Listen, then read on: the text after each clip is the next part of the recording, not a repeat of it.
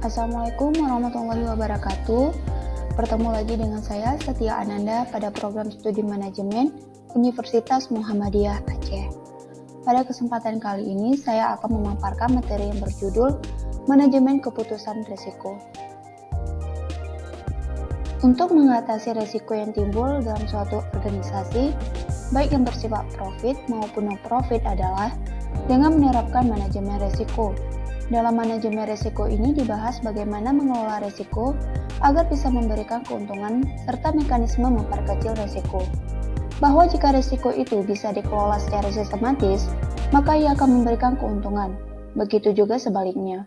Maka dari itu dibutuhkan kapasitas keilmuan yang mencukupi guna mengelola risiko yang sudah ada dan akan muncul nantinya sehingga dapat mengambil keputusan secara cerdas. Apa itu risiko? Risiko dapat diterjemahkan sebagai bentuk keadaan yang akan terjadi dengan keputusan yang diambil berdasarkan berbagai pertimbangan pada saat ini. Siegel dan Sim mendefinisikan risiko menjadi 3 bagian, yaitu yang pertama, keadaan yang mengarah kepada sekumpulan hasil khusus di mana hasilnya dapat diperoleh dengan kemungkinan yang telah diketahui oleh pengambil keputusan. Kedua, variasi dalam keuntungan penjualan atau variabel keuangan lainnya. Dan yang ketiga, kemungkinan dari sebuah masalah keuangan yang mempengaruhi kinerja operasi perusahaan atau posisi keuangan, seperti risiko ekonomi, ketidakpastian politik, dan masalah industri. Selanjutnya, apa itu manajemen risiko keputusan?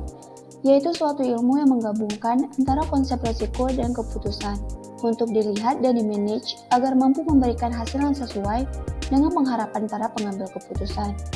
Untuk mewujudkannya, para pengambil keputusan harus memahami persoalan secara komprehensif dan realistis sesuai dengan kondisi yang ditemui di lapangan. Adapun berikutnya, manfaat dari manajemen risiko yaitu perusahaan akan memiliki pijakan yang kuat dalam mengambil keputusan, memberikan arah bagi perusahaan dalam melihat pengaruh-pengaruh yang mungkin akan timbul, baik secara jangka pendek dan jangka panjang. Mendorong para manajer dalam mengambil keputusan untuk selalu menghindari risiko dan menghindari dari pengaruh terjadinya kerugian, khususnya finansial. Kemudian memungkinkan perusahaan memperoleh risiko kerugian yang minimum. Dan dengan adanya konsep manajemen risiko yang dirancang secara detail, maka artinya perusahaan telah membangun arah dan mekanisme secara berkelanjutan.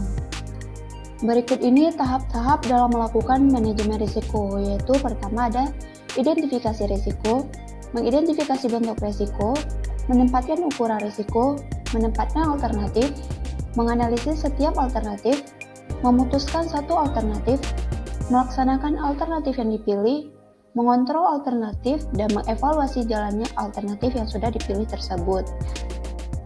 Kemudian ada tipe-tipe risiko, yaitu yang pertama ada risiko murni yang terbagi atas 3. Yang pertama ada risiko aset fisik, yaitu merupakan risiko yang berakibat timbulnya kerugian pada aset fisik suatu perusahaan. Contohnya itu kebakaran, banjir, gempa, dan lain sebagainya. Yang kedua ada risiko karyawan, merupakan risiko karena apa yang dialami oleh karyawan yang bekerja di perusahaan.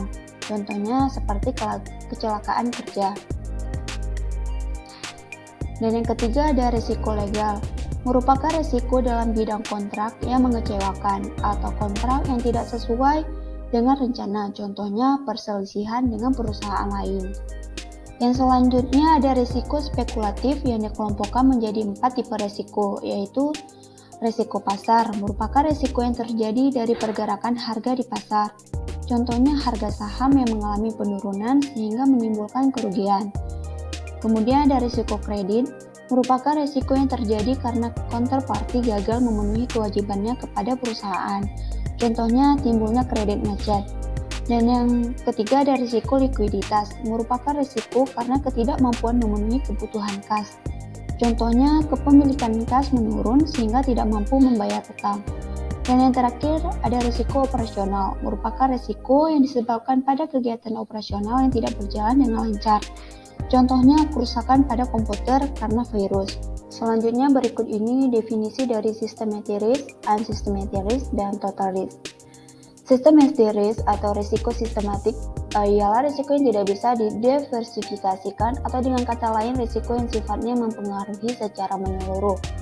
Contohnya itu seperti krisis moneter yang terjadi pada tahun 1998 di Indonesia yang menyebabkan banyak sekali perusahaan yang bangkrut dan meningkatnya jumlah pengangguran serta moral hazard. Kemudian ada risiko yang tidak sistematik atau hanya membawa dampak pada perusahaan yang terkait saja. Jika suatu perusahaan mengalaminya, maka kemampuan untuk mengatasinya masih akan bisa dilakukan, karena perusahaan bisa menerapkan berbagai strategi untuk mengatasinya, seperti diversifikasi portofolio. Strategi lain yang bisa diterapkan adalah pada saat harga sekuritas perusahaan jatuh, yaitu dengan menerapkan berbagai strategi investasi. Dan yang terakhir adalah total risk, adalah penggabungan dari unsystematic risk dengan systematic risk. Jadi hasil penjumlahannya adalah total risiko. Kemudian bagaimana cara mengelola risiko, yaitu pertama dengan memperkecil risiko, yaitu tidak memperbesar setiap keputusan yang mengandung risiko tinggi, tetapi cukup membatasinya, bahkan meminimalisasinya agar risiko tersebut tidak menjadi lebih besar. Kemudian ada mengalihkan risiko, yaitu dengan cara risiko yang kita terima tersebut kita alihkan ke tempat lain sebagian, seperti dengan keputusan mengasuransikan bisnis guna menghindari terjadinya risiko yang sifatnya tidak diketahui kapan waktunya. Kemudian ada mengontrol risiko, yaitu dengan cara melakukan kebijakan mengantisipasi terhadap timbulnya risiko sebelum risiko itu terjadi. Misalnya memasang alat pengaman atau pihak penjaga keamanan pada tempat yang dianggap vital. Kemudian ada pendanaan risiko, yaitu menyediakan sejumlah dana sebagai cadangan guna mengantisipasi timbulnya risiko di kemudian hari. Selanjutnya ada alternatif keputusan dalam menghindari risiko, yaitu untuk menghindari risiko yang timbul terhadap aktivitas investasi, perlu dilakukan alternatif dalam mengambil keputusan. Alternatif keputusan yang diambil adalah yang dianggap realistis dan tidak akan menimbulkan masalah nantinya. Tindakan seperti ini dianggap sebagai bahagian strategi investasi. Tindak lanjut dari keputusan strategis ini adalah dengan melibatkan secara maksimal sumber daya yang ada untuk mengimplementasikan keputusan yang dimaksud dan menentukan pihak-pihak yang bertanggung jawab atas implementasi ini. Artinya adalah, risiko yang timbul merupakan bentuk dari realitas yang terjadi yang mana risiko itu selalu saja sulit untuk dihindari, namun diusahakan terjadi dalam jumlah yang sangat minim. Selanjutnya ada keputusan komisaris perusahaan dalam menyelesaikan risiko. Untuk lebih mengetahui bagaimana bentuk struktur organisasi manajemen risiko dalam suatu perusahaan, teman-teman dapat melihat pada gambar struktur yang sudah saya tampilkan ini. Nah, dalam struktur organisasi manajemen risiko yang sudah saya tampilkan, kita dapat melihat bahwa setiap bagian saling bekerja sama dan saling berhubungan dengan satu dengan yang lainnya. Konsep manajemen yang saling berinteraksi seperti ini adalah menjadi dasar pikiran dalam memahami manajemen risiko. Karena permasalahan risiko tidak akan bisa ditetapkan atau dipetakan dan dicari solusinya jika setiap pihak saling tidak mau bekerja sama. Karena dengan kerjasama, setiap masalah akan lebih mudah dicari solusinya. Berikut teman-teman bisa melihat pemahaman atas struktur organisasi manajemen risiko. Selanjutnya, tanggung jawab Dewan Komisaris dan Direksi. Menurut Wahyudin Zakarsky dalam Fahmi 2013, adapun bentuk tanggung jawab Dewan Komisaris dan Direksi dalam menjaga kelangsungan usaha perusahaan dalam jangka panjang tercermin pada terlaksananya dengan baik kontrol internal dan manajemen risiko, tercapainya imbal balik yang optimal bagi pemegang saham, terlindunginya kepentingan pemangku kepentingan secara wajar, terlaksananya suksesi kepemimpinan yang wajar demi kesinambungan manajemen di semua lini organisasi. Dan Dewan Komisaris maupun Direksi perlu bersama-sama menyepakati hal-hal tersebut di bawah ini, seperti rencana jangka panjang, strategi, maupun rencana kerja dan anggaran tahunan, kebijakan dalam memastikan pemenuhan peraturan perundang-undangan dan anggaran dasar perusahaan, serta dalam menghindari segala bentuk benturan kepentingan. Kemudian, kebijakan dan metode penilaian perusahaan, unit dalam perusahaan dan personilnya, dan struktur organisasi sampai satu tingkat di bawah direksi yang dapat mendukung tercapainya visi, misi, dan nilai-nilai perusahaan. Pembahasan selanjutnya yaitu manajemen perusahaan dan manajemen risiko.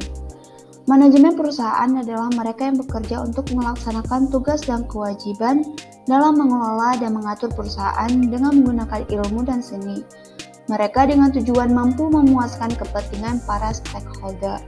Teman-teman dapat melihat jenis stakeholder pada gambar yang sudah saya tampilkan. Dari gambar di samping, ternyata stakeholder mempunyai peranan penting dalam kinerja dalam suatu organisasi perusahaan, di mana para manajemen perusahaan harus benar-benar memperhatikan tuntutan para stakeholdernya. Dengan kondisi seperti itu, maka pihak manajemen berusaha secara maksimal untuk mampu memberikan kinerja yang maksimal kepada para pemegang saham, khususnya pemilik perusahaan yaitu para komisaris perusahaan.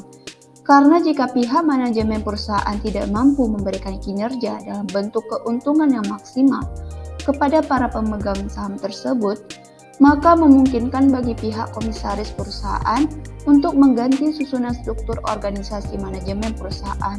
Untuk hal ini, komisaris memiliki wewenang besar untuk melakukannya. Kemudian pembahasan terakhir yaitu target dividen yang maksimal dan manajemen risiko, yaitu meningkatkan angka penjualan dengan membuka dan memperluas pasar, mencari bahan baku dengan harga yang rendah namun dengan kualitas tinggi, menciptakan produk dengan kualitas dan desain yang sebaik dan menarik konsumen, memberikan bonus atau hadiah kepada para distributor yang mampu mencapai penjualan tertinggi dari target yang ditentukan, dan melakukan efisiensi dan efektivitas dari segi biaya produksinya. Baiklah, sekian pemaparan materi dari saya. Lebih dan kurang saya mohon maaf. Terima kasih sudah mendengarkan. Wassalamualaikum warahmatullahi wabarakatuh.